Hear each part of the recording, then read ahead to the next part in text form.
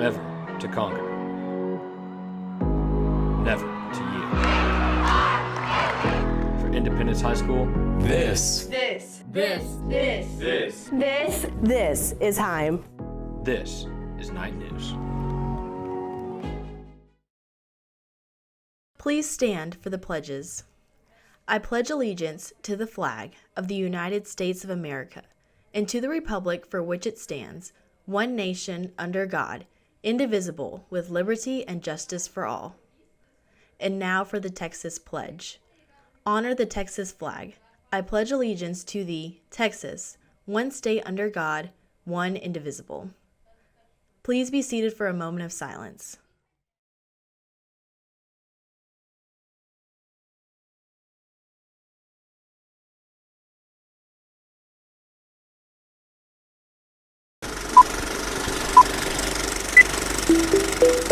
If you missed today's eclipse, you'll have another chance in the year 2024. That's the year that Texas will see a total solar eclipse. Hi everyone, it's Saisha here with Coach Harden, and today we're going to be doing a night news special of the solar eclipse.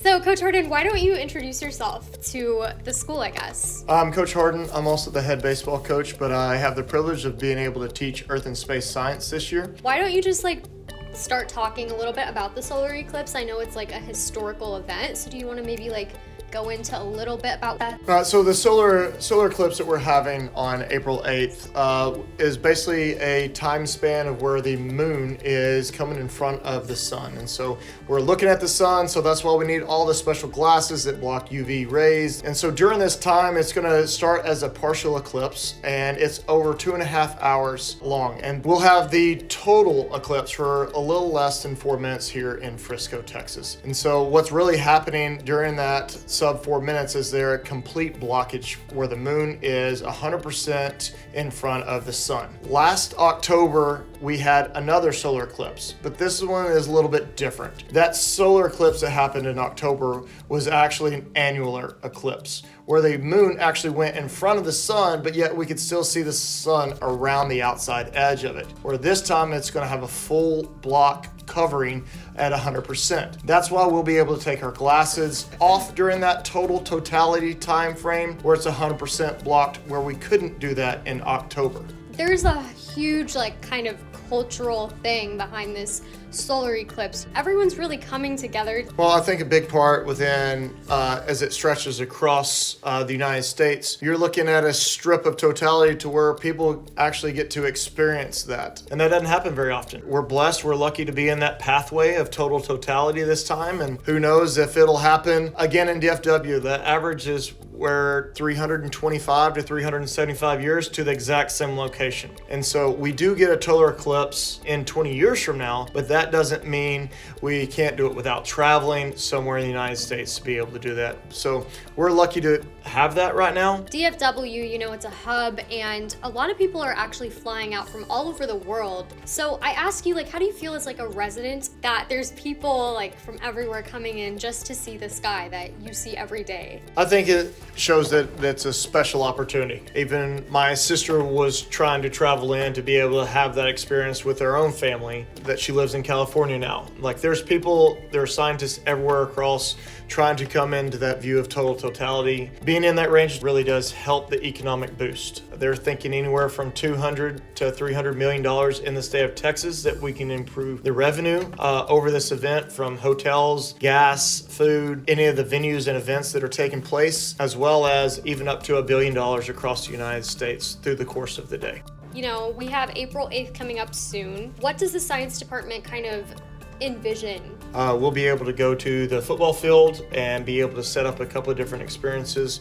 We'll have glasses for everybody. I imagine we'll have some pinhole cameras and some other opportunity to be able to just view it in different ways. I think it's always unique to see a solar eclipse looking at it underneath a shade tree when the leaves are fully out, and see all the different types of the crescent moons as it turns into a gibbous type image. I've seen several eclipses throughout my life. Put on welding goggles and glasses when I was an elementary kid on the back playground to be being able to see an eclipse at a flag football game last October, but this one to be actually in the zone to where it's actually total darkness is a totally different experience. And I think it's a unique experience because it's all about who you're with and being able to enjoy an experience and making memories with the people around you. There's going to be a mix of kids that are, viewing it from home or they're viewing it at school. What are some tips or just like some information that you'd want someone to know if they want to look at the sky? There's plenty of apps of solar eclipse apps that are out there that are going to tell you when it is for your certain location okay to look at the sun. During that totality is really the only time. If it is a partial of any other, it is extremely dangerous. And that extreme danger comes from just looking and staring at the sun with the UV as well as infrared rays that are emitted all the time from the sun. Those are going to be damaging. And so solar glasses for the eclipse are recommended. They're stamped on the side of those glasses. If they don't have a stamp for solar eclipse on the side of them, don't use them. Period. Doesn't matter if it's your best polarized sunglasses or you put 3 sets of polarized sunglasses on, it doesn't do it. It doesn't block the filter of those UV and infrared rays. And so even though it looks like it's covered or not, check with the app. It'll tell you exactly the time. We're looking at about 3 minutes and 45 seconds total time to where we have that exposure and experience with our glasses off. The rest of the time, we're 100% glasses on. What do you want them to kind of think about when they look at it? It's called Bailey's beads or the diamond ring effect. And really, like, as close as it is to totality on either side of it, as the moon crosses in front of the sun, like, you'll get glimpses or beads around the outside edge. Those are unique kind of experiences because due to the rotation and the spin, it could be different than the last time we had 7 years ago. Do we have like a bright diamond ring experience coming off? We've talked about eclipses in general, but what makes this one, specifically unique? You have a chance to experience it without going anywhere. It's right here, it's right now. We might not experience it for 300 plus years. Not to spend any money, we can walk straight outside and be able to experience it with our friends and family. The public is really getting exposed to more scientific news now because of the eclipse. People are trying to learn about what the eclipse is, like why this is so historical. I want to ask, how do you think after this eclipse, the intellectual shift in the public is going to be? So the last solar eclipse that came across the United States was 2017. The biggest benefit of this solar eclipse is being able to look at it with 7 years apart. I think that's going to be huge for the data that we're able to collect, the corona of the sun from the atmosphere of the earth. We're going to be able to see different wavelengths and different pass-throughs to see how healthy is our atmosphere. What does it look like in the 7 year span? And then we'll be able to see it again in 20 more years in 2044. And so being able to have that data to where we have the technology that we have now and yet a closer time lapse, I think that'll be huge to be able to see what kind of variations that we get for the scientific community. This solar eclipse, it's kind of, as I said earlier, it's raising kind of like a public consciousness regarding space and like what's beyond. Yeah, what's beyond.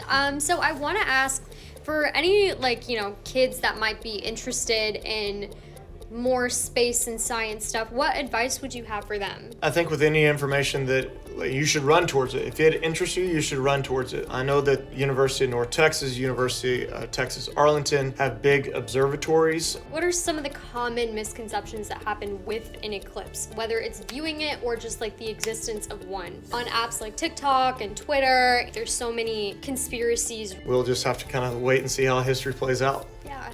Do you think like this has anything to do with aliens or like... Personally, I do not. All right, Night News. This is us with Coach Harden. Have a great solar eclipse day and we'll see you next time. Thank you.